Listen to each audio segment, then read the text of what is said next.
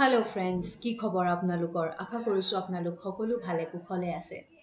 এগৰাকী সাবস্ক্ৰাইবাৰে মোক এদিন কমেন্ট কৰিছিল যে আপুনি সদায় মোটিভেটেড কেনেকৈ থাকে আৰু ডেইলি একেবোৰ কাম কৰি কৰি বৰ নহয়নে?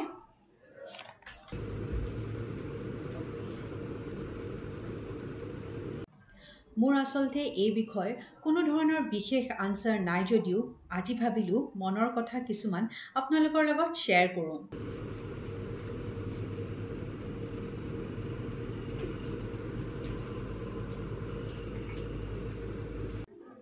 সকলোৰে হ্যাপি অৰ্থাৎ সুখী থকাৰ বা হোৱাৰ সংজ্ঞা বেলেগ বেলেগ। কিছুমানে ডেইলি একেখিনি কামকে অলপ বেলেগ ধৰণে কৰিয়ে সুখী হৈ থাকে আৰু কিছুমানে ডেইলি বেলেগ বেলেগ কাম কৰিও সুখত নাথাকে বা সুখী হ'ব নোৱাৰে।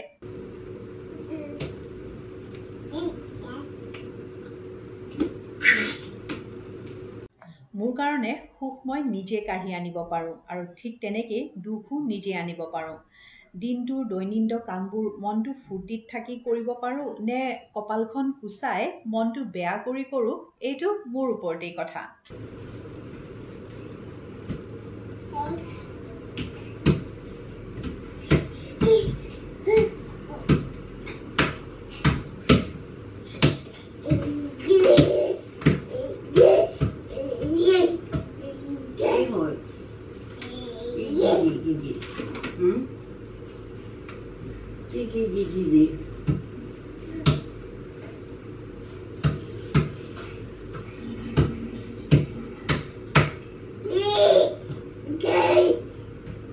কেতিয়াবা এনেকুৱা হয় যে আমি সব বস্তুকে টেকেন ফৰ গ্ৰান্টেড লৈ লওঁ আৰু তেতিয়া আমি গ্ৰেটফুল হ'বলৈ পাহৰি যাওঁ।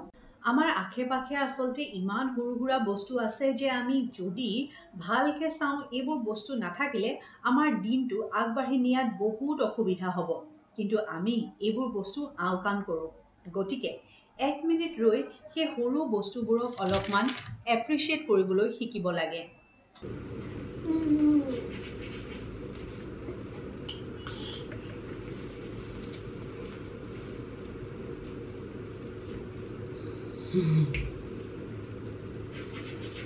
এনে কৰিলে আমি উপলব্ধি কৰোঁ যে জীৱনত আমি ইমান পাইছোঁ আৰু ইমান লাকি আমি, আৰু এই উপলব্ধিয়ে আমাক অলেখ আনন্দ আৰু সুখ দি যায়। Okay, so friends, আপোনালোক বহুতে মোক সুধি আছিলে যে বাণীক মই এতিয়া বৰ্তমান কি খুৱাই আছোঁ, কি ফৰ্মুলা মিল্ক দি আছোঁ। আচলতে মই বাণীক প্ৰায় 3 মাহ 4 মাহ লৈতো নিজৰ ব্ৰেষ্ট ফিডিঙে কৰালোঁ আৰু যেতিয়া মই অফিচ জইন কৰিলোঁ, অফিচ জইন কৰাৰ পিছত মই যেতিয়া ব্ৰেক পাওঁ, ব্ৰেকবিলাকত মই আহি তাইক ব্ৰেষ্ট ফিডিং কৰাই আছিলোঁ আৰু কেতিয়াবা মই পাম্প কৰি থৈ যাওঁ। কিন্তু এনেকুৱা হৈছিলে লাহে লাহে মই ফিল কৰিছিলোঁ যে তাই অকণমান মানে মিল্কটো কম হৈছে, যোনটো তাই যেনেধৰণে কনজিউম কৰিব লাগে সেই কনজিউমশ্যনটো অকণমান কম পাইছে, যিহেতু মই ঘৰত নথকা হৈছিলোঁ, অফিচতে থাকিব লাগে মেক্সিমাম। তো সেইটো কাৰণে মই সেই সময়ত ভাবিছিলোঁ যে কি খোৱালে ভাল হ'ব, কি ফৰ্মুলা মিল্ক মানে এনেকুৱা আছে যোনটো ইকুইভেলেণ্ট টু ব্ৰেষ্ট মিল্ক হয়। তো তেতিয়া মই ডক্টৰৰ লগত কনচাল্ট কৰিলোঁ আৰু তেওঁ মোক এই এপ্টামিলটো খুৱাবলৈ দিলে। এই এপ্টামিল গোল্ড ফৰ্মুলা মিল্কটো মই তাইক তেতিয়াৰ পৰা দি আছোঁ আৰু এইটোৱে মানে আচলতে মই যেতিয়া প্ৰথমে ট্ৰাই কৰিছিলোঁ মোৰ তেতিয়া মই দেখিছিলোঁ যে বহুত বেবীৰ কি হয় ফৰ্মুলা মিল্ক খোৱাৰ লগে লগে কনষ্টিপেটেড হৈ যায় বা তেওঁলোকৰ মানে ষ্টুলটো একদম খুব টান হৈ যায়। কিন্তু এই এপ্টামিল গোল্ডটো মই যেতিয়াৰ পৰা দিছোঁ তেতিয়াৰ পৰা মানে বাণীয়ে কোনো ধৰণৰ তেনে প্ৰব্লেম ফেচ কৰা নাই, তাই কনষ্টিপেটেডো হৈ থকা নাই, তাই খুব ধুনীয়াকৈ পায়খানা ক্লিয়াৰ হৈছে আৰু যোনটো ষ্টুল হয় তাই সেইটো একদম খুব ধুনীয়া সফ্ট হৈছে, গতিকে তাইৰ কাৰণে ইজি হৈছে। প্লাছ এই এপ্টামিলটো প্লাছ এই অপটিমাম গ্ৰোথ আৰু ডেভেলপমেণ্ট দিয়ে due to the best in class ingredients আৰু লগতে protects from infection by improving immunity. Plus এই এপ্টামিল গোল্ড ফৰ্মুলা মিল্কটোত আছে HMO আৰু প্ৰিবায়'টিক যেনেকৈ DHA আৰু ARA ভাইটামিনছ আৰু লগতে আছে আইৰণো, আৰু এইটো খুব সৰু ষ্টেজৰ পৰা পাই গৈ থাকে। আচলতে আমি নিজৰ বেবীৰ এইজ হিচাপে আমি এইটো দোকানত বা ফাৰ্মাচীত গৈ পেলাই আমি ল'ব পাৰোঁ। লগতে বাণীৰ যোনটো গ্ৰোথ সেই গ্ৰোথটো মই খুব ধুনীয়া দেখিছোঁ, গ্ৰোথ আৰু ডেভেলপমেণ্টটো খুব ভাল হৈছে এই ফৰ্মুলাটো লোৱাৰ পৰা।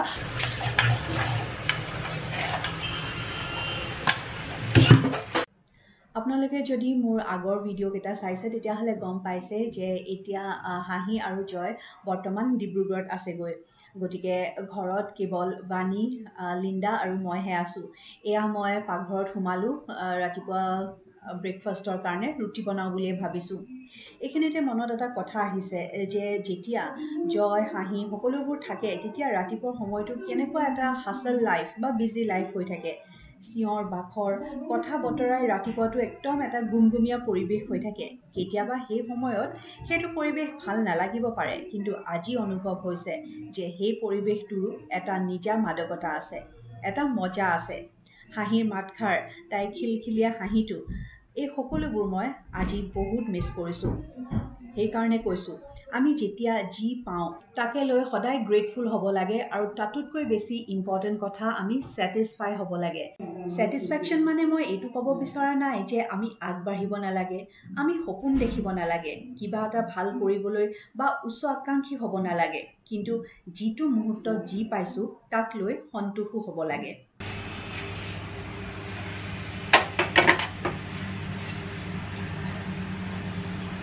এইখিনিতে গেছৰ ষ্ট'ভটো অকণমান চফা কৰি লৈছোঁ। সদায় এইবিলাক কৰা নহয়, সময়ৰো অভাৱ মোৰ। পিছে আজি যিহেতু সোনকালে চব হৈ গৈছে, সোনকালে মানে যিহেতু বেছি কথা চথা পাতি থাকিবলৈ মোৰ মানুহো নাই, হাঁহি নাই, জয় নাই, গতিকে ভাবিলোঁ অকণমান সময় হাতত আছে যেতিয়া গেছৰ ষ্ট'ভটো চফা কৰি লওঁ আৰু তাৰ পিছতে ৰুটিকেইখন বনাম।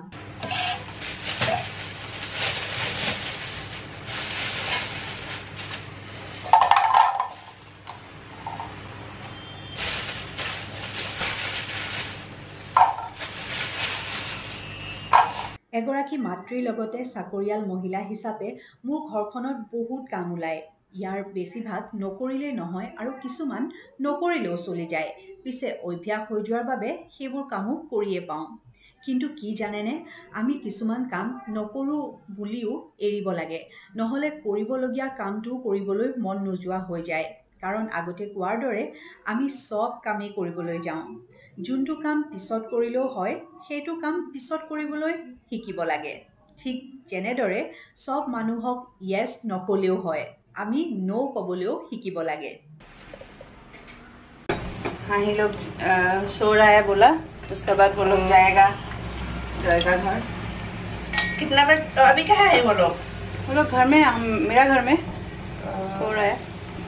पहुंच गया तो 6 बजे। 6 बजे में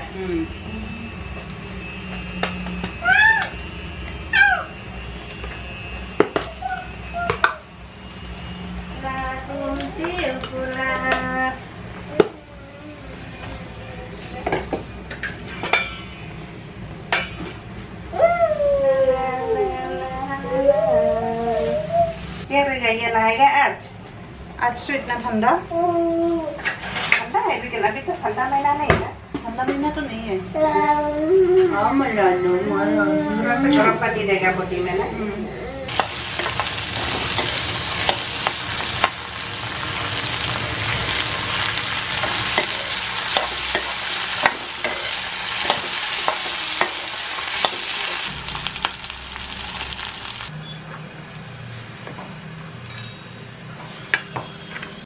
এইখিনিতে মই অকণমান ডালিমৰ জুচ বাণীৰ কাৰণে ৰেডি কৰিছোঁ। একেবাৰে চিম্পল হিচাপে ডালিমৰ গুটিখিনি মই মিক্সাৰ গ্ৰাইণ্ডাৰৰ বাতিটোত ভৰাই মই গ্ৰাইণ্ড কৰি ল'ম, আৰু তাৰ পিছতে চাকনিত মই সেইখিনি চেকি দিম, আৰু যিকণ জুচ ওলাব সেইকণ মই তাইৰ বটলটোত ভৰাই পেলাই তাইক খাবলৈ দিম। তাই খুব এনজয় কৰে, আৰু এনেধৰণে আমি ছিজনেল ফ্ৰুটছবিলাক এতিয়াৰ পৰাই বাচ্চাবিলাকক দিবলৈ অভ্যাস কৰিব লাগে।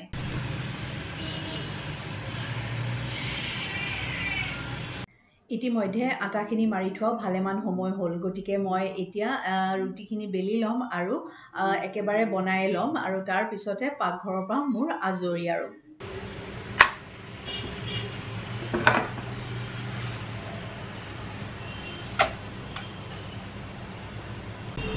जो गलती में अच्छा है, गरम भी गरम अच्छा भी। আনফালে এয়া মোক সহায় কৰা বাইদেউগৰাকীক মই অকণমান পুদিনা আৰু অলপ ধনিয়া ভালদৰে চফা কৰি বাছি থ'বলৈ দিছোঁ। পাকঘৰৰ কাম বনখিনি শেষ কৰিয়ে মই অফিচলৈ বুলি ৰেডি হ'বলৈ প্ৰথমে বাথৰুমত সোমাই ফ্ৰেছ হ'লোঁ আৰু তাৰ পিছতে আহি অকণমান স্কিন কেয়াৰ কৰিছোঁ। এইবোৰ চব হৈ যোৱাৰ পিছতে মই ভগৱানৰ ওচৰত ধূপ চাকি জ্বলাম, কাৰণ মই দিনটোৰ বাবে ওলাই যাওঁ, গতিকে পৰাপক্ষত মই ৰাতিপুৱাই ধূপ চাকি জ্বলাই সেৱা কৰি যাবলৈ ভাল পাওঁ। কিন্তু সেনেকুৱা কোনো কথা নহয়, যদি কেতিয়াবা অসুবিধা হয় মই তেতিয়া পাছবেলাও পূজা কৰোঁ। আৰু কেতিয়াবা এনেকুৱাও হৈছে যে মই পাহৰিয়ে গৈছোঁ লৰালৰিত ধূপ চাকি জ্বলাবলৈ। আচলতে মনৰ ওপৰতে কথা, মনত যদি ভক্তি থাকে ভগৱানে আপোনাক সদায় চাব।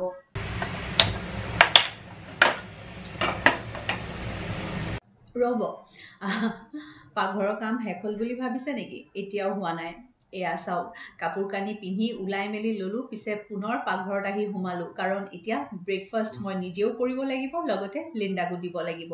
লিণ্ডাই আকৌ ৰুটিৰ লগত চাহ একাপ, মানে গাখীৰৰ ভালকৈ চাহ একাপ খাই বিৰাটে ভাল পায়, গতিকে তাইৰ লগতে ময়ো সেই সুযোগটো লৈ লওঁ, তাইকো একাপ দিওঁ, ময়ো একাপ খাওঁ। এয়া মই আমাৰ দুইজনীলৈ চাহ একাপ বনাইছোঁ, আৰু মই পিছে আজি ৰুটি নাখাওঁ, অ'টছহে খাম। গতিকে অ'টছ মই তিয়াই থৈ দিছিলোঁ, আৰু ইয়াতে মই অকণমান যোনখিনি বাণীৰ কাৰণে ডালিম গুচাই থোৱা আছিলে সেই ডালিম কেইটামানে ওপৰত দি ল'লোঁ।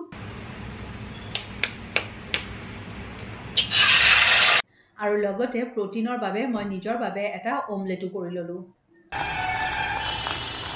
গতিকে ফ্ৰেণ্ডছ, এয়া ব্ৰেকফাষ্ট খাই মই আজি অফিচলৈ বুলি ওলাই যাওঁ, আৰু এয়াই সৰু সুৰা আজি দিনটো কি কৰিলোঁ, ৰাতিপুৱা শুই উঠাৰ পৰা ৰাতিপুৱা অফিচলৈ যোৱালৈ আপোনালোকৰ লগত শ্বেয়াৰ কৰিলোঁ।